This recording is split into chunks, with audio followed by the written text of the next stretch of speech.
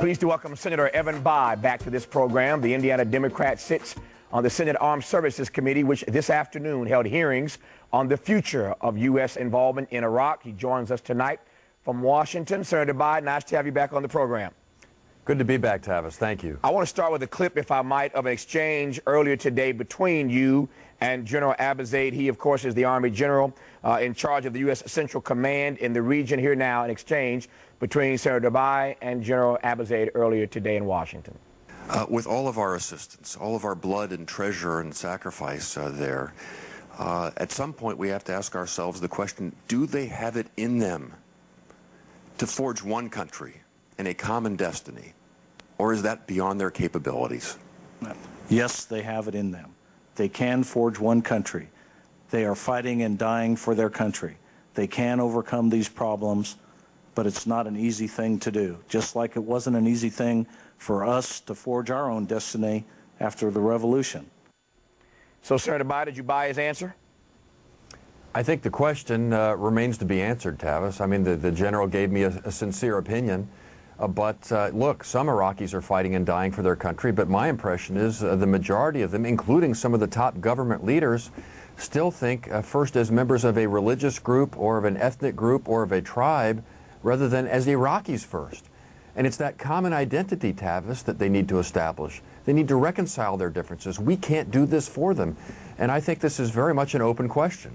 Your query, Senator Bayh, notwithstanding the news that really has come out of these hearings today, is that the military has not yet moved and said, as you and others would like for them to say, that we need to and can, in fact, establish a timetable for withdrawal. So, that said, how disappointed are you about what happened, or for that matter, did not happen, as it were, in these hearings today? Well, it's just a difference of philosophy about what it's going to take to try and get enough stability in that country so that we can get on with the more important things facing us, like Iran and Afghanistan and other issues that we have. I personally believe that the Iraqis have been put off making the hard decisions too long, and it's only when we tell them, look, we're not staying forever. You need to get on with this. And we let them know that we're serious by establishing some sort of flexible schedule, that they will, find the determination to do what has to be done. As long as we do what the president did a couple weeks ago, which is to call up the prime minister and say, don't worry, we're with you, we're staying, takes the pressure off, Tavis. We can't afford to be a crutch for them. So it's just a difference in approach. After 3.5 years, I think we need to get a little bit firmer and say, look, enough already. You got to get on with this. Your angst notwithstanding and your query notwithstanding, what do you do, for that matter, what do Democrats do, even though they now, or certainly shortly, will control both houses of Congress? We'll come back to that, and Indiana's role in that in just a moment. But what do you do when the guy on the other end of Pennsylvania says, as you just suggested, we ain't going nowhere? To the Iraqi people, he says, you do have our support. And then his military personnel, given that he's the commander-in-chief, come to you today and say, as he said, we're not going to establish a timetable for withdrawal. Sounds to me like you ain't got many options. Well, Tavis, we can push, we can question, we can demand accountability and responsibility. But you're right. George Bush will be president of the United States for 2 more years, and he's the commander-in-chief. So, look, we got to find some common ground on this and work together. But there are at least a couple of reasons for hope, in addition to the elections. Number one, Don Rumsfeld's resignation. I mean, it just clearly was not enough willingness to consider alternative approaches, better ways of trying to bring closure to this, as long as he was Secretary of Defense. Bob Gates, different man, different perspective. There's some reason to think he might take a little bit different path. We need to focus on that when he comes back before our committee for his confirmation. Second thing, the Baker-Hamilton Committee that was appointed by Congress a few months ago to consider all the different options out there. They're going to be reporting back next month, and I hope they're going to call it the way they see it. And it could very well be, Tavis, they're going to be for talking to the other countries in the region, trying to get them involved in resolving this. And it could be that they say, look, we've got to announce some sort of flexible schedule to put the pressure on the Iraqis so that they can get on with the tough decisions and we can begin to redeploy our troops to deal with other problems. As I mentioned at the top of the show, you were not on the ballot just a few weeks ago for re-election this time around. But we all know Democrats, as I said earlier, have taken back the House and the Senate. They did so in large measure by not putting forth necessarily a bold agenda of what they were going to do. That is to say, they ran against the White House. They knew the president was in trouble. Perhaps, well, not perhaps, it was in fact a very shrewd and obviously successful strategic strategy to run against what this White House is doing. That's one thing when you're running against it, trying to win. When you get in, you now have to lead. You're in charge in the Senate. You're in charge in the House. So what will Democrats have to say about what must happen in Iraq? Well, we started today, Tavis. Look, the vast majority of Democrats believe that the time has come to begin the process of bringing closure to our commitment in Iraq, to set out benchmarks for progress and a flexible timeline, and to withdraw the first group of troops so that the Iraqis know that we're serious. To say to them, we're not staying forever. You need to get a grip on this. So I think you will find a very clear agenda by us for dealing with Iraq. And Tavis, I need to make clear, it's not because we're for cutting and running. It's not because we're for a weak America. It's because we believe that Iraq is detracting from our security and keeping us from dealing with things that are more closely related to winning the war against terror, like Afghanistan and Iran, than Iraq is today. So I think you're going to find us stepping up as we began to do today.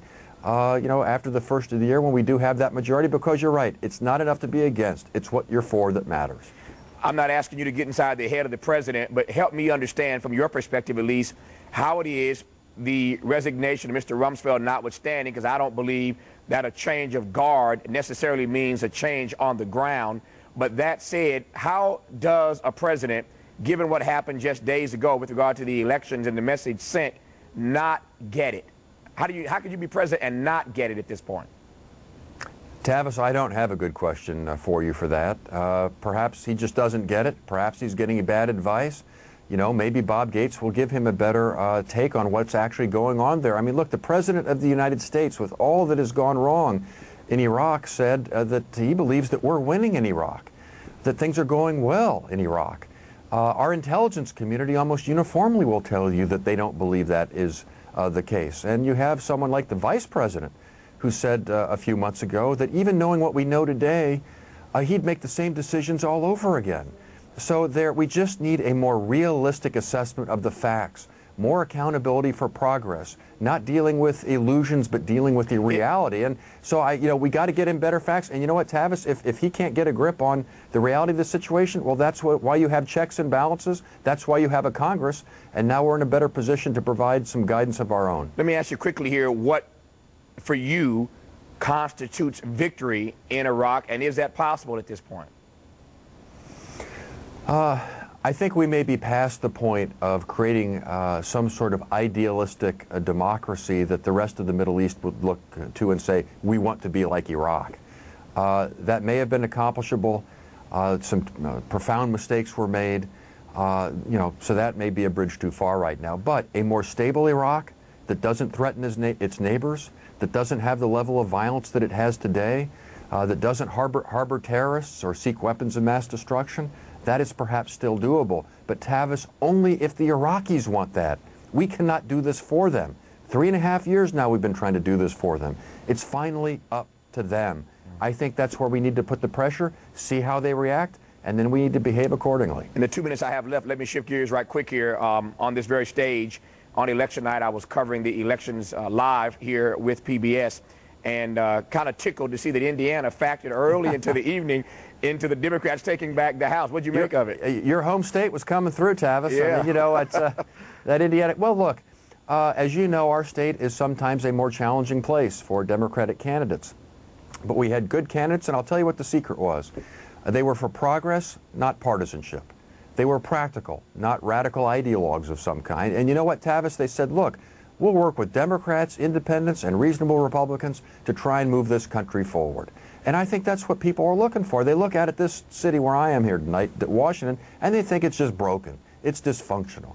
And so they voted to throw everybody out. And now, as you were pointing out, it's up to us to do better, to make this process work, to take up the unfinished business of the American people.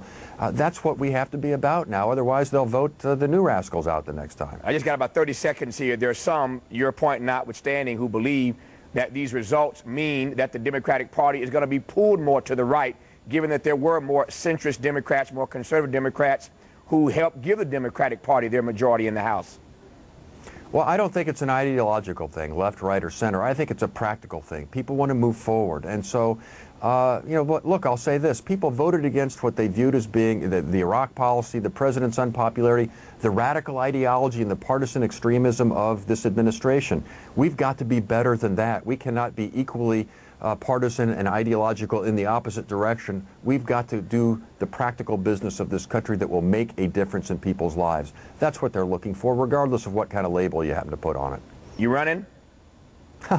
Only off your set. You got to ask me back. You got to ask me back so I can answer that question. I will ask you back, and I will ask you that question. All eyes on Evan Bayh, You've got it. All eyes on Evan Bayh, who may very well be making a run for the White House in 08. Senator Bayh, nice to have you on. Good to be back. Up next on this program.